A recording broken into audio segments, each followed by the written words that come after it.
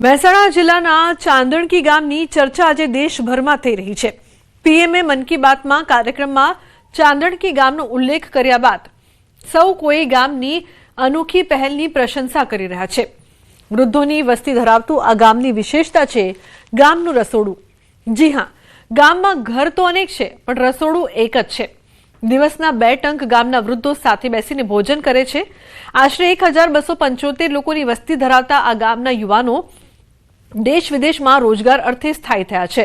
ગામમાં ફક્ત વડીલો જ રહે છે, જેથી ગામના જ એક વૃદ્ધને સામૂહિક રસોડાનો વિચાર આવ્યો અને તેમણે અમલમાં પણ મૂક્યો, જેના કારણે વડીલોની અનેક સમસ્યાઓનો અંત આવ્યો। આજે ગામના વડીલો નિશ્ચિત રૂપે ભક્તિભાવ સાથે જીવનનો સાચો આનંદ માણી રહ્યા છે।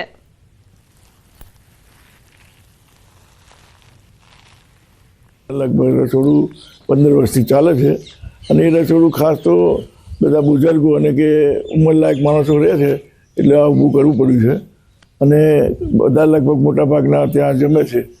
બીજું કે આજે સમય ખરાબ છે, છોકરાઓ રાખે ના રાખે અને ઘરડા ઘરમાં ના જવું પડે એટલા માટે અમે મોટું આયોજન કર્યું છે।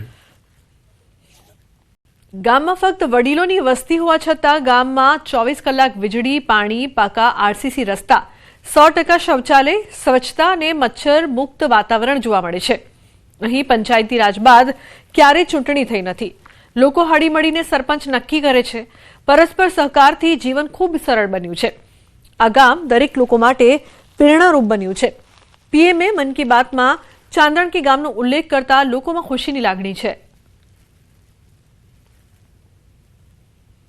વડાપ્રધાન સાહેબનો ખૂબ ખૂબ આભાર કે એમને અમારા ગામનો જે અમારા ગામ વિશે આ ભોજનાલય વિશે જે વાત કરી એનાથી અમારા ગામને આખા ગામને બહુ ખુશી થઈ અને એનાથી અમને એક પ્રેરણા મળી કે અમે જે અત્યારે હાલ અમે જે સિસ્ટમથી ચાલીએ છીએ એમાં ઇનોવેશન અમે કરીશું અને વધારે બેટર વેથી અમે કરવાની કોશિશ કરીશું। તો જૂનાગઢના મહામંડલેશ્વર સુખરામદાસ બાપુને ધમકી મળી છે। મેંદરડાના ખાકી મડીના મહંત પાસે ખંડણી માંગી, ફોન કરી મહંતને એટ્રોસિટીની ખોટી ફરિયાદ કરવાની ધમકી આપી, પ્રવચનમાં જ્ઞાતિ વિરુદ્ધ બોલ્યા હોવાનું કહીને ખંડણી માંગી હતી। જૂનાગઢ પોલીસે ગણતરીના દિવસોમાં નરેશ વાઘેલા નામના શખ્સની ધરપકડ કરી છે। તો ધમકી આપવામાં આવી હતી, ખંડણી પણ માંગવામાં આવી હતી। મહામંડલેશ્વર સુખરામદાસ બાપુને ધમકી આપવામાં આવી હતી, જે બાદ ધરપકડ। તમે ઝડપથી અહીંયા આવો અને મને ખંડણી આપો, બાકી હું ત્યાં ફરિયાદ કરી દેવાનો છું, તમારા ઉપર હેસ્ટ્રોસિટીના કેસ નાખવાના છું। તો હું અહીંયાથી આશ્રમમાંથી જુનાગઢ ગયો, જુનાગઢમાં જઈને એમને ફોન કર્યો, એ મારો ફોન રિસીવ ન કર્યો। પછી હું જુનાગઢમાં અમારા ડીવાયએસપી ધાદરિયા સાહેબની ઓફિસમાં જઈને મારું લખિતમાં હું સાહેબશ્રીને પાસે રજૂઆત કર્યો। ગણતરીને દિવસોમાં એમને ધરી દબોચવામાં આવ્યું છે। અમાર જોડાય છે વધુ માહિતી આપવા માટે। અમાર, જે પ્રકારથી મહંતને એટ્રોસિટીની ખોટી ફરિયાદની ધમકી અને ખંડણી, શું વધુ વિગત? આ લુકના ચોક્કસ કે જુનાગઢના મેંદરડાના જે ખાકી મઢીના મહંત અને મહામંડલેશ્વર સુખરામદાસ બાપુને ગત 16 તારીખના રોજ એક અજાણ્યા વ્યક્તિનો ફોન આવે છે અને તેને કહે છે કે તમે તમારા પ્રવચનની અંદર જ્ઞાતિ વિરુદ્ધ તમે શબ્દો બોલ્યા છો અને તેને લઈને હું તમારી સામે ફરિયાદ નોંધાવીશ, એટ્રોસિટીની ફરિયાદ નોંધાવીશ। જો ફરિયાદ ન કરાવવા દેવી હોય તો વહીવટ કરવો પડશે અને તમારે અહીંયા આવવું પડશે તેમ કહીને ધમકી આપવામાં આવી હતી। ગત 16 તારીખની ઘટના છે ને આ ઘટનાને લઈને મહંત સુખરામદાસ બાપુ દ્વારા પોલીસને જાણ કરવામાં આવી અને પોલીસ દ્વારા તપાસ કરાતા જાણ થઈ કે નરેશ વાઘેલા નામનો આ શખ્સ છે ને તેને અન્ય લોકો, અન્ય કથાકારો સાથે પણ આ રીતના છે તે ફોન કરી ધમકી આપી અને પૈસાઓ ઉઘરાવ્યાની ઘટના સામે આવી છે અને હાલ મેંદરડા પોલીસ સ્ટેશનની અંદર નરેશ વાઘેલા નામના શખ્સ સામે ફરિયાદ નોંધાઈ છે અને પોલીસે તેની અટકાયત પણ કરી લીધી છે ને તેની પૂછપરછ કરવામાં આવી રહી છે। જી બિલકુલ અમર, આભાર સમગ્ર માહિતી બદલ। તો મહામંડલેશ્વર સુખરામદાસ બાપુને ધમકી મળી હતી, ખંડણી માંગવામાં આવી હતી, એટ્રોસિટીની ખોટી ફરિયાદ કરવામાં આવશે તેવી ધમકી આપીને ખંડણી માંગવામાં આવી હતી, જે બાદ પોલીસ દ્વારા કાર્યવાહી કરવામાં આવી છે। પોલીસે આરોપીની ધરપકડ કરી છે। તો જૂનાગઢ પોલીસે આરોપીની ધરપકડ કરી છે। આ મામલે હવે વધુ કાર્યવાહી કરવામાં આવશે।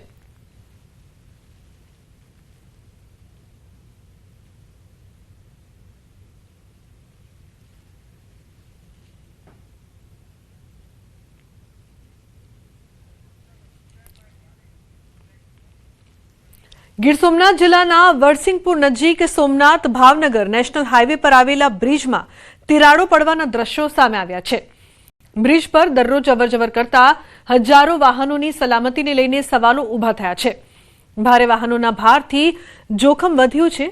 વાહન ચાલકોમાં ભય ફેલાયો છે. વાહન ચાલકોએ તપાસની માંગ ઉઠાવી તાત્કાલિક રિપેરિંગ કામગીરીની પણ માંગ કરી છે. અગાઉ પણ આ નેશનલ હાઈવે બાંધકામની ગુણવત્તાને લઈને વિવાદમાં રહ્યો છે. તંત્રની બેદરકારી સામે સ્થાનિકોમાં રોષ છે.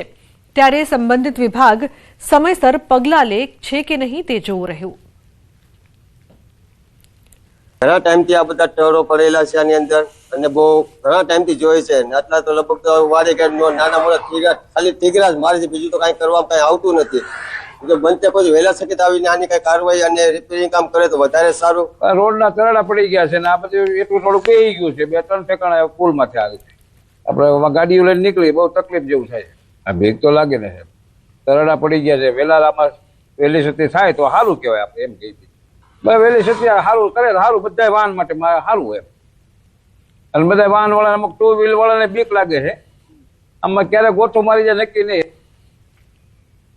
મહીસાગરના સંતરામપુર તાલુકાના ખેડાપા બેટ વિસ્તારના લોકો છેલ્લા કેટલાય વર્ષોથી ભારે હાલાકી વેઠી રહ્યા છે. કડાણા ડેમના પાણીની વચ્ચોવચ રહી પોતાનું જીવન પસાર કરતા લોકોને નથી મળી રહી પ્રાથમિક સુવિધા. આજે પણ અહીં નથી કોઈ આંગણવાડી કે નથી કોઈ લાઇટની સુવિધા કે નથી કોઈ શાળા. અહીંના લોકો માત્ર નાવડીના સહારે પોતાનું જીવન જીવી રહ્યા છે. લાઇટ ન હોવાથી દીવાના મહિલાઓ પણ દીવાના પ્રકાશે રસોઈ બનાવી રહી છે. અહીં કોઈ આંગણવાડી કાર્યકર પણ બેટ વિસ્તારમાં બાળકો માટે નથી જતી. 108 ન આવી શકતા સગર્ભાઓને નાવડીમાં બેસાડીને લઈ જવી પડે છે.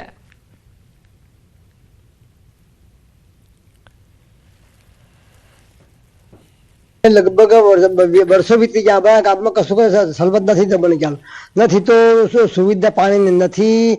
પેલા જે બનાવે છે એમનું નથી દમણ ચાલ નથી તો અમારા ગામમાં કોઈ જાત કોઈ સલબત મળતી નથી અમને. અને ઝોપડા પડી રહ્યા છે અને અંધારામાં અમે સાહેબ દીવો બાજુ છોરા પણ આવતી છે દમણ ચાલ. સાહેબ લગભગ 30 થી 40 વર્ષ થવા દમણ ચાલ. ડેમ બાજુ તારની વાત છે સાહેબ, અમને વાત નથી દમણ. ડેમ બાજુ ને ના પાણી છે તારની વાત આપણે પોઝિશન અમારી દમણ ચાલ. આ પાણીમાં અમે ફૂટેલી નાવમાં ઘસીને લઈને અમે આવ્યા 7 કિલોમીટર એટલે અમે આવી શકીએ છીએ. અને અમારા કંઈક વસ્તુ લેવા જવાનું હોય તો અમને તકલીફ પડે છે. આજુબાજુ કડાણાનું પાણી ફરી વળેલ છે અને અમારા છોકરા ભણાવવા માટે બહુ તકલીફ પડે છે. અમને કદાચ અમને બીજી મેં જગ્યા પર કોઈ મળતી નથી. એટલું જ નહીં, ફળિયાના પરિવારો આજે પણ દીવો સળગાવીને રાત વિતાવે છે. બાળકોને અભ્યાસ કરવા માટે પણ રાતે દીવો જ ઉપયોગમાં આવે છે. અહીંના લોકો પોતાના બાળકોને શાળાએ નથી મોકલી શકતા. બેટ પર રહેતા પરિવારો પશુપાલન અને માછીમારી કરીને પોતાના પેટનો ખાડો પૂરી રહ્યા છે. આ લોકોનું જીવન સમસ્યાઓ સાથે ભરેલું છે. ચોમાસું આવે એટલે 7 મહિના જેટલો સમય અહીં પાણી રહે છે. ત્યારે 3 મહિના પાણી ઉતરે તો આવવા જવાનો માર્ગ થતો હોય છે.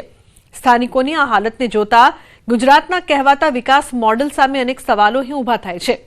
ત્યારે ગ્રામજનો અહીં પ્રાથમિક સુવિધા આપવાની સરકારને ઉગ્ર માંગ કરી રહ્યા છે.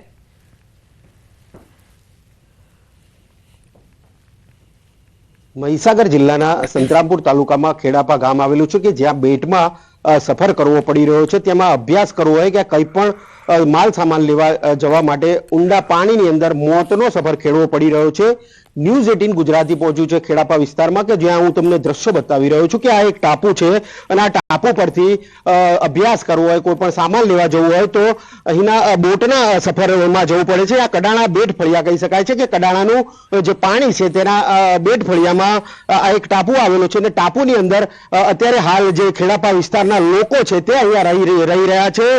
વાત છે અહીંયા વિકાસની તો અહીંયા શૂન્ય અહીંયા વિકાસ અહીંયા જોવા મળી રહ્યો છે. અહીંયા કોઈ પણ જાતનો વિકાસ નથી. દીવાના જોડે અહીંયા અભ્યાસ કરવો પડી રહ્યો છે. દ્રશ્યો બતાવી રહ્યો છું કે બાળકોને અભ્યાસ કરવા માટે પણ બોટની અંદર સફર કરવો પડી રહ્યો છે. 100 ફૂટ ઊંડા પાણીની અંદર અભ્યાસ કરવા જવું પડી રહ્યું છે. તો વાત કરવામાં આવે તો અહીંયા કાચા મકાનો છે, જેથી કરીને ગેસ અને અન્ય કોઈ સુવિધા ના હોવાના કારણે દીવાના અજવાળે અહીંના જે બાળકો છે તે મહા મુસીબતે અભ્યાસ કરી રહ્યા છે. વાત છે અહીંયા વર્ષોની કે જે વર્ષોથી આ પરિસ્થિતિમાં અહીંના લોકો છે તે જનજીવન નિર્વાહ કરી રહ્યા છે અને બોટની અંદર સફર કરી રહ્યા છે.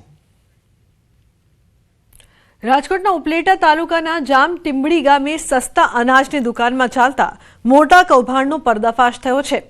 છેલ્લા 7 મહિનાથી ગરીબ લાભાર્થીઓને પૂરતું અનાજ ન મળતું હોવાની અને સંચાલકો દ્વારા તોછડું વર્તન કરાતી હોવાની ફરિયાદો ઉઠી હતી. સ્થાનિકોએ ગંભીર આક્ષેપો કર્યા છે કે દુકાનદાર દ્વારા અનાજ બારોબાર સગે વગે કરીને વેચી દેવાનું અને સંચાલકો અનાજના જથ્થા પર થૂકતા હોવાના આક્ષેપો કર્યા હતા.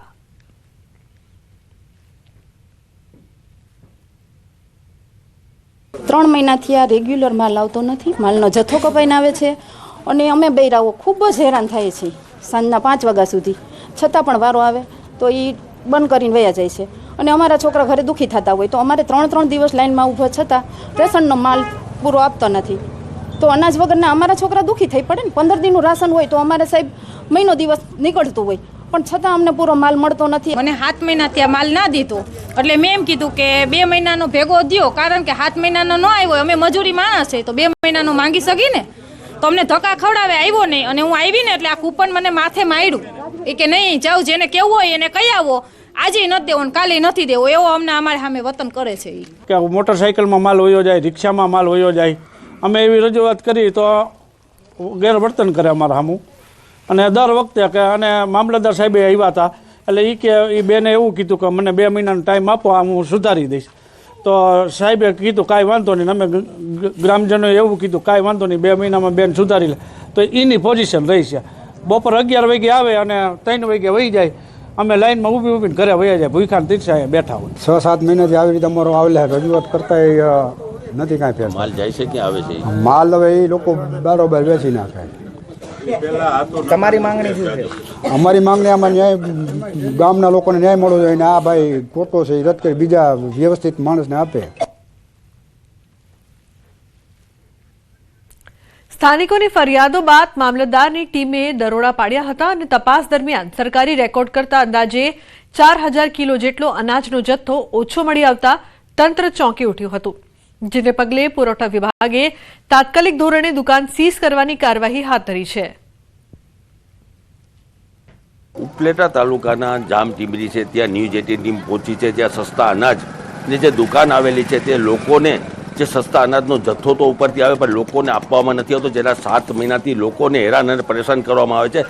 4 દિવસ સુધી લાઇનમાં ઊભો રહેવો પડે છે પણ છતાં તે એવું કહે છે ઘણા કે અત્યારે કાંઈ છે નહીં, એવું કે જવા દેશે. પછી જે જથ્થો છે જે સરકાર દ્વારા પૂરેપૂરો આપવામાં આવે છે તે જથ્થો બારોબાર વેચવામાં આવે છે. તેવા ગ્રામજનોના આક્ષેપ છે. આપણે પહેલાં સીધા દ્રશ્યો બતાવીશ કે આ જે સસ્તા અનાજની દુકાન છે તેના દ્રશ્યો બતાવીશ કે અંદરમાં માલનો જથ્થો તો છે પણ માલનો જથ્થો આપવામાં આવતો નથી. જે ગરીબ મધ્યમ માણસો છે તેને આપવામાં શું કામ નથી આવતો, એક મોટો સવાલ છે. હાલ મામલતદારની ટીમે અહીંયા પહોંચી છે. આ માલનો જથ્થાના આપણે દ્રશ્યો બતાવીશ કે આ છેલ્લા 7 મહિનાથી ગ્રાહકોને માલ આપવામાં નથી આવતું.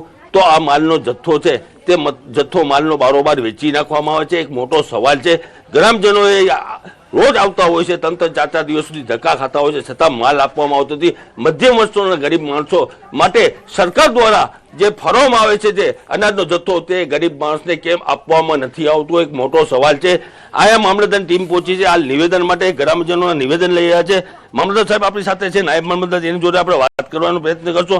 સાહેબ તમને રજૂઆત કેટલા સમયથી આવે? રજૂઆત આવેલી છે અને અત્યારે અમે છે ને કાલે. કેટલા સમયથી રજૂઆત આવે? કાલે ફરિયાદ થઈ હતી ને અમે આજે સાહેબ એના પહેલા બી રજૂઆત ગ્રામજનો કરી હતી, તો તમે શું કાર્યવાહી શું કરી હતી? રિપોર્ટ અગાઉ પણ કરેલો. તો શું કાર્યવાહી શું થઈ? કેસ ચાલુ છે એનો. પણ કેસ તો સાહેબ આ તમે અત્યારે જે છે તે માલનો જથ્થો છે લોકોને 4 દિવસ સુધી હેરાન કરવામાં આવે, ગરીબ માણસોને ને આપવામાં નથી આવતો. તમે કાર્યવાહી અગાઉ બી નથી કરી, હવે શું કાર્યવાહી કરશો તમે? પણ રિપોર્ટ કરેલો ને હાલ પણ ખાલી માત્ર ને માત્ર રિપોર્ટ જ કરવાને કાર્યવાહી કરવાની છે. કરીનો કેસ ચાલે પછી નાયબ મામલતદાર એવું કહી રહ્યા છે કે અગાઉ તો મેં રિપોર્ટ કર્યા છે પણ હવે રિપોર્ટ ખાલી રિપોર્ટની જ વાત ચાલે છે પણ ગ્રામજનોને જે જથ્થો છે તે આપવામાં નથી આવતો. એ મોટો સવાલ છે. મુનાફ બકારી, ન્યૂઝ 18 ગુજરાતી, ઉપલેટા. તો આ સાથે ગ્રામજનોની માંગ છે કે આ સંચાલકનું લાયસન્સ કાયમી ધોરણે રદ કરવામાં આવે અને ગામને નવો સંચાલક ફાળવવામાં આવે જેથી ગરીબ પરિવારોને સમયસર અનાજ મળી રહે.